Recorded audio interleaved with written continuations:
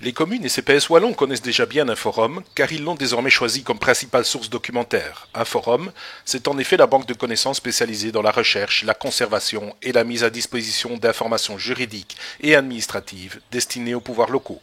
Un groupement d'intérêt économique né d'une collaboration entre l'Union des villes et communes et Belfius. Mais depuis 2012, Inforum propose également ses services aux administrations locales en apportant son expertise sur le terrain en matière d'archivage. La gestion des archives papier et des documents électroniques est ainsi fortement impliquée lorsque l'on parle aujourd'hui de transparence de l'administration.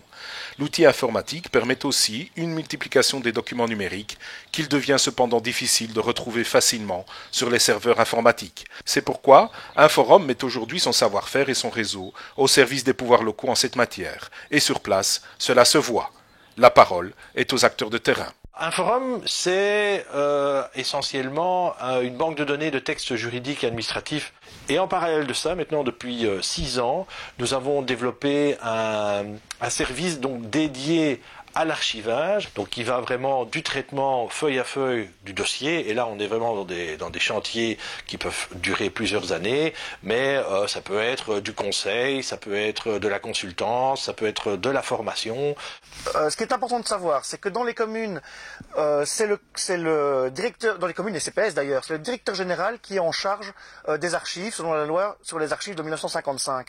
Ce qui veut dire que dans ses attributions, il se doit de rendre les archives de sa commune ou de son CPAS accessibles. La première étape, c'est que l'on va venir sur place, dans la commune ou le CPAS, pour analyser un peu la situation, et on va rédiger un rapport.